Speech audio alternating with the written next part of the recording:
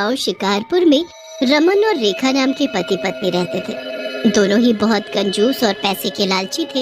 एक बार रमन और रेखा मेले में घूम रहे होते हैं, तभी उन्हें एक लड़का रोते हुए दिखता है। रमन के मन में दया आ जाती है और वो लड़के के पास जाता है और बोलता है, क्या हुआ बेटा, क्यों रो रहे हो? मेरा नाम सोहन है। मेरे माता पिता दोनों मर चुके हैं। मुझे भूख लगी है, कुछ खाने के लिए भी नहीं है मेरे पास। बच्चे की बात सुनकर रमन को दया आ जाती है और वो कुछ पैसे सोहन को देकर वहाँ से जाने लगता है। तभी रेखा रमन से कहती है, अजी क्या कर रहे हो? इतने पैसे क्यों दे रहे हो इस भिखारी को? इस अनाथ बच्चे को देखकर मेरे मन में एक आइडिया आया है। आइडिया? कैसा आइडिया? देखो, जो भी आइडिया देना सोच समझ कर देना। तुम्हारे पिछले आइडिया में पुलिस वालों ने मुझे बहुत मारा था, अब तक शरीर दर्द कर रहा है। रमन की बात सुनकर रेखा बोलती है, तुमको तो फालतू बात के सिवाय कुछ नहीं आता। अरे मैं कह रही हूँ क्यों ना इस अनाथ को घर ले चलते हैं और रेड़ी लगवा लेंगे, कोई खाने पीने की हमें आमदनी हो जाएगी। रेखा की बात सुनकर रमन खुश हो जाता है और बोलता है, तुम बात तो सही करती हो, इसको घर ही ले चलते हैं।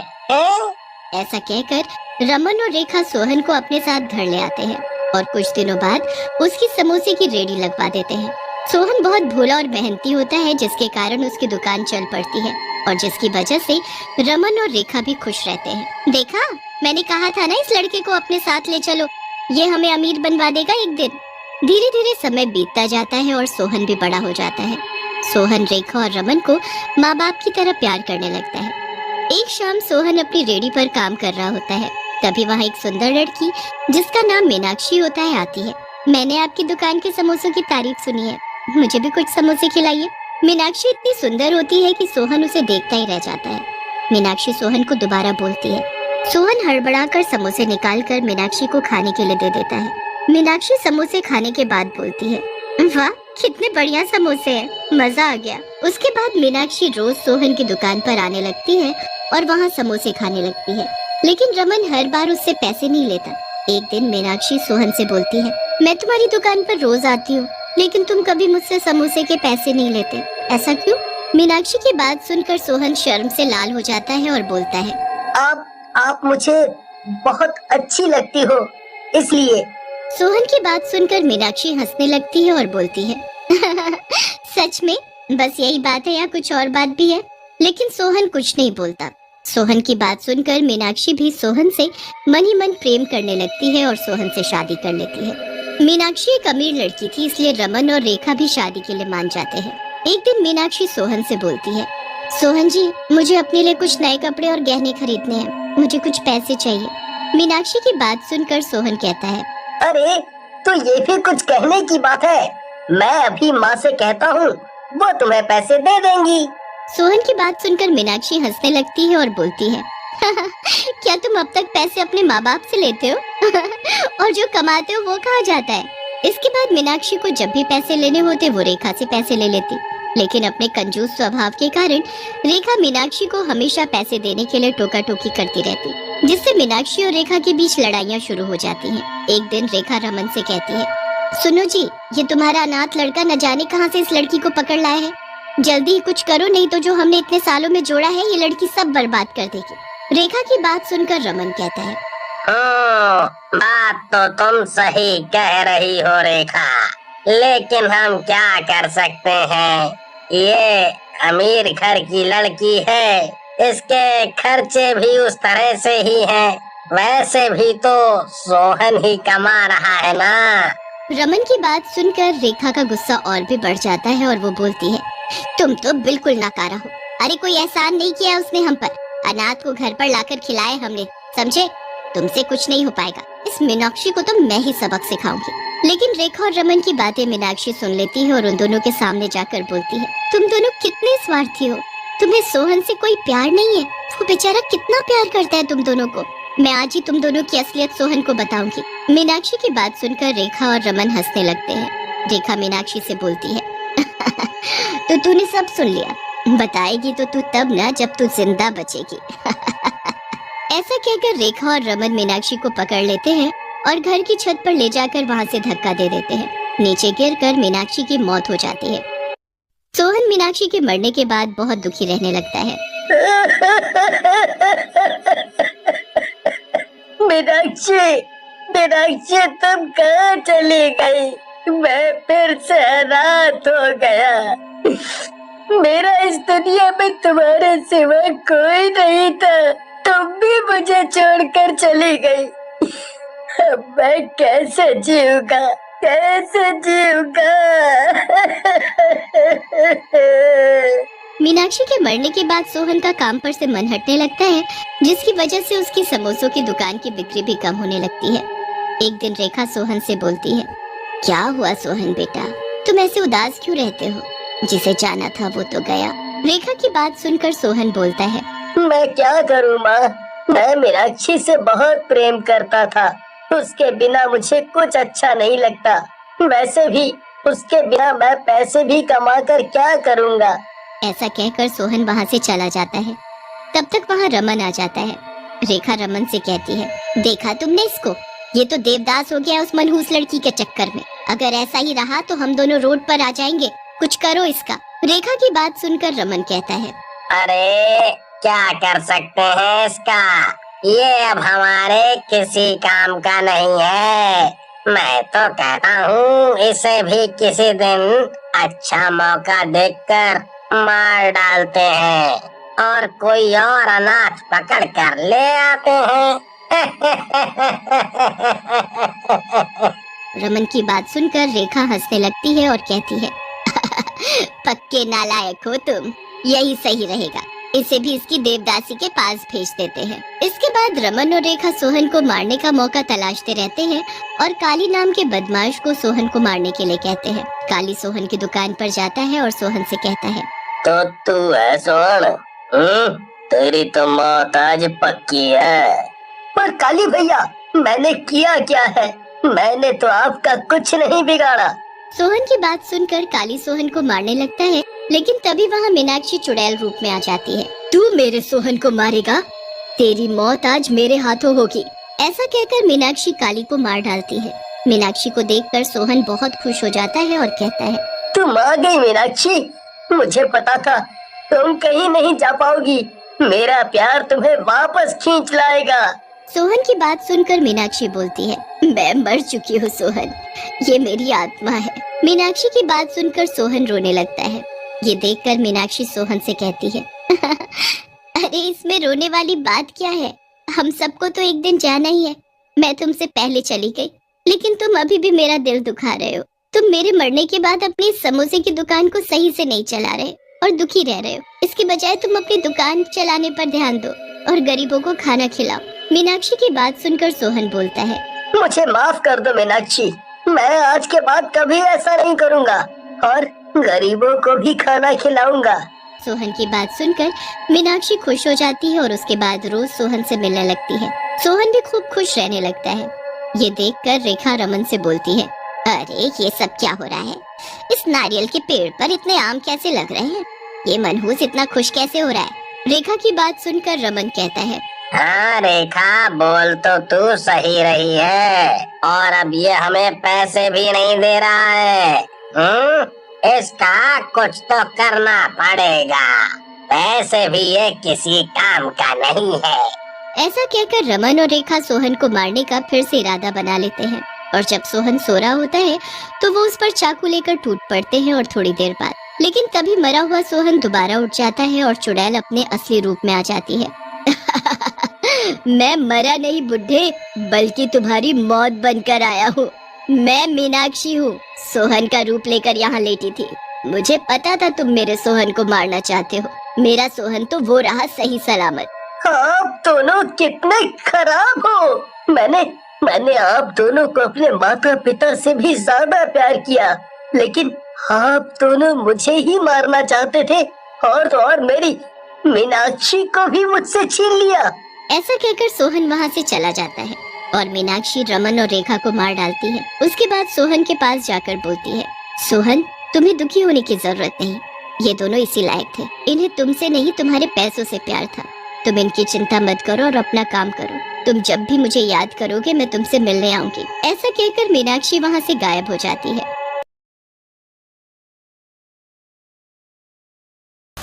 औरत जोमेटो की डिलीवरी देने के लिए निकल रही होती है कि तभी उसका बेटा रोने लगता है। उसकी डिलीवरी पहुंचाने का समय भी होने वाला होता है, पर उसका बेटा चुप नहीं हो रहा होता, इसलिए वो उसे दूध पिलाने लगती है और दूसरी डिलीवरी पहुंचाने में उसे 15 मिनट की देर हो जाती है। डिलीवरी लेने वाला लड़का अपना सामान लेकर बिना पैसे दिए ही दरवाजा बंद करने लगता है। आपने पैसे तो दिए ही नहीं, ये सुनकर लड़का कहता है, तुम 15 मिनट देर से आई हो और अब तुम्हें पैसे भी नहीं देने चाहिए। अभी तुम्हारी शिकायत कंपनी से करता हूँ। बेटा ऐसा मत करो, वो मैं अपने बेटे को दूध पिलाने लगी थी इसलिए मुझे देर हो गई। पर वो लड़का कुछ नहीं सुनता है और माया के मुंह पर दरवाजा बंद कर देता है। औरत ये सब देखकर वहीं अपने बेटे के साथ बैठकर रोने लगती है और कहती है, अब मैं मालिक को क्या कहूंगी। कौन है ये औरत और अपने इतने छोटे बच्चे को लेकर डिलीवरी का काम क्यों कर रही है? क्या इसका कोई परिवार नहीं है जहाँ ये अपने बच्चे को रखकर काम कर सके? दिल्ली की एक कॉलोनी पहाड़गंज के पास ये औरत माया अपने पति मोहन के साथ एक झुग्गी में रहती है। वो बहुत गरीब है। कुछ ही दिनों में माया को एक बेटा होता है। दोनों उसका नाम अमर रखते हैं। मोहन एक जोमेटो डिलीवरी वाला होता है। जैसे तैसे दोनों गुजारा कर रहे होते हैं। एक दिन डिलीवरी से वापस आते समय एक ट्रक से मोहन का एक्सीडेंट हो जाता है और उसकी मौत हो जाती है। ये खबर सुनकर, हे भगवान, अब मेरा और मेरे बेटे का क्या होगा? हम अकेले कैसे रहेंगे? माया कई दिनों तक किसी सदमे में होती है, पर इस पापी पेट को पालने के लिए काम तो करना ही था। माया ये सोचकर पास की कॉलोनी में काम की तलाश में जाती है, पर उसकी गोद में बच्चा देखकर सब उसे काम देने से मना कर देते हैं। ये सब देखकर, हे भगवान, मैं अपने इस भूखे बेटे का पेट कैसे पालूंगी? इतने में अमर रोने लगता है। माया उसे अपना दूध पिलाती है, पर बच्चा फिर भी चुप नहीं होता है, क्योंकि माया 2 दिनों से भूखी होती है और इसलिए उसे दूध नहीं होता है। माया रोते हुए पड़ोस के एक घर में जाती है और थोड़े से चावल उधार मांग कर लाती है और उसे बनाकर खाती है, जिससे उसे थोड़ा दूध होता है और फिर अपने बच्चे को दूध पिलाती है। अगले दिन जब वो काम की तलाश में यहाँ वहाँ भटक रही होती है और थककर एक पेड़ के नीचे बैठ जाती है, तभी वो देखती है कि एक औरत सामने एक घर में जोमेटो डिलीवरी वाले का सामान दे रही है। ये देखकर, बहन सुनो। ये सुनते ही वो औरत पलट कर देखती है। अरे माया, तू ये क्या हालत बना रखी है तूने? अपनी सहेली मंजू को देख माया फूट फूट कर रोने लगती है। उसे ऐसे देखकर माया उसे अपनी सारी बातें बताती है। ये सब सुनकर मंजू कहती है, तू रो मत, सब ठीक हो जाएगा। तू एक काम कर, तू भी मेरे ही साथ इस जोमेटो डिलीवरी का काम शुरू कर दे। मैं ये काम कैसे कर सकती हूँ? अपने बेटे को कहाँ छोड़कर जाऊंगी? सब हो जाएगा, एक माँ कुछ भी कर सकती है। उसके बाद मंजू माया को अपने साथ ही जोमेटो डिलीवरी का काम दिलवा देती है। माया अपने बेटे को एक चुन्नी से अपनी पीठ पर बांधकर डिलीवरी का काम शुरू कर देती है। ऐसे ही कुछ दिन बीत जाते हैं। माया अपना काम ईमानदारी से करती है। एक दिन वो डिलीवरी का सामान देने जाती है। उस दिन बहुत गर्मी होती है। डिलीवरी देने के बाद, मैडम एक गिलास पानी मिल जाएगा, बहुत गर्मी है बाहर। ये सुनकर डिलीवरी लेने वाली औरत गुस्से से बोलती है, पानी खत्म हो गया है, बाहर से जाकर पी लेना। ये कहकर वो दरवाजा बंद कर देती है। बेचारी माया को बहुत बुरा लगता है और वो अपने आप से कहती है, हे भगवान, सिर्फ एक गिलास पानी ही तो मांगा था। ये दुनिया कितनी बेरहम हो गई है। जब माया ऑफिस जाती है और मैनेजर को हिसाब देती है तो उसमें पैसे कम होते हैं। ये सब देखकर मैनेजर उसे बहुत डांटता है और इसमें तो पैसे कम है। वो एक डिलीवरी का सामान देने में थोड़ा मुझे देर हो गई, इसलिए उस ग्राहक ने ऑर्डर के पैसे नहीं दिए।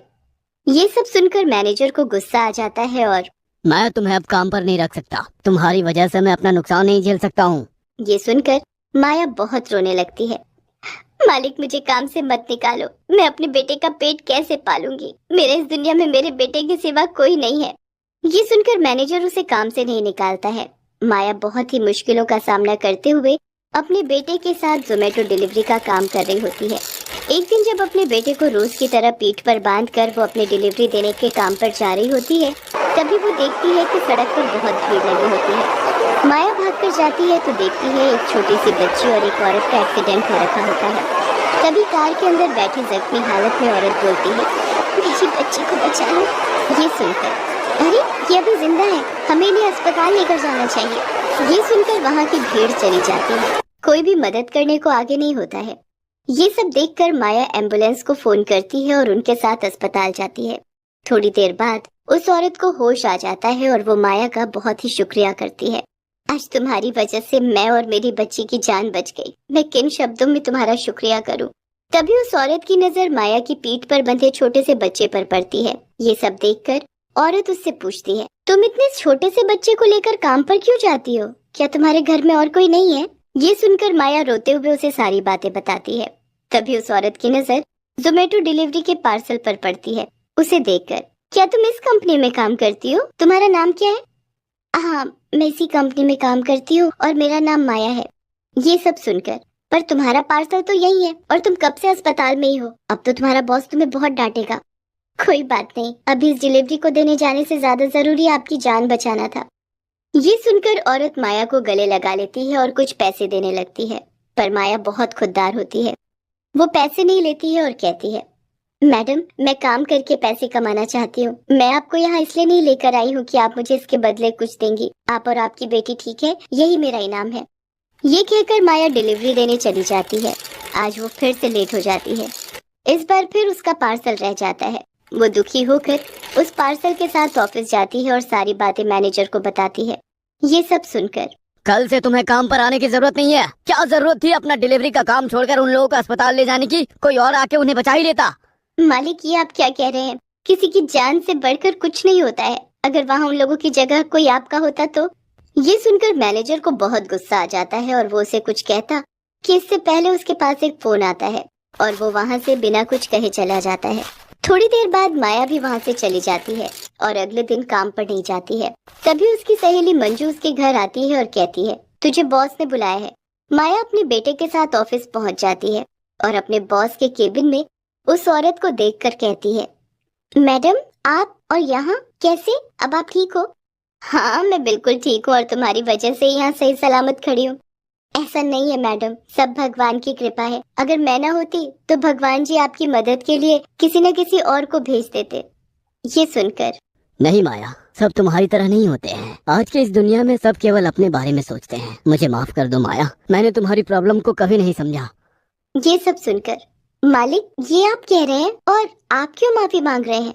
ये मेरी पत्नी है और वो छोटी सी बच्ची मेरी बेटी है। अगर तुम इन्हें अस्पताल लेकर नहीं जाती तो आज ये मेरे सामने नहीं खड़ी होती। हाँ, आप बिल्कुल ठीक कह रहे हैं। ये सुनकर माया की आंखों में खुशी के आंसू आ जाते हैं। इसके बाद से माया को जोमेटो डिलीवरी के पास के ही एरिया में भेजा जाता था और उसे एक घर की सुविधा भी दी गई। अपनी मेहनत और अच्छे व्यवहार से उसे ग्राहकों की तरफ से अच्छे रिव्यू मिलने लगे और कुछ ही दिनों में उसकी सैलरी भी बढ़ा दी गई। इस तरह माया खुशी खुशी जोमेटो डिलीवरी के काम करने के साथ साथ अपने बेटे को भी पालती है।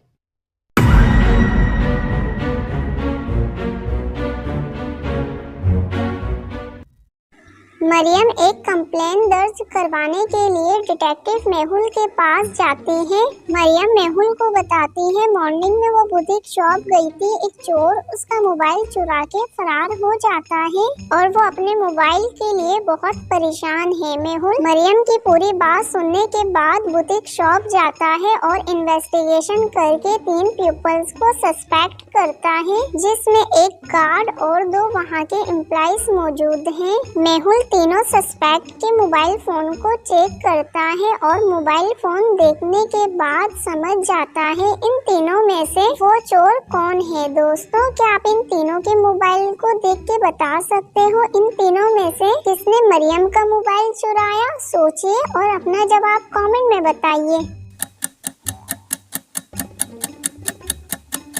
इन तीनों में से चोर ऑप्शन बी है। ऑप्शन बी के मोबाइल पे जो तस्वीर लगी हुई है वही तस्वीर मरियम के डॉग की है। दोस्तों, क्या आपने भी ऑप्शन बी सिलेक्ट किया था?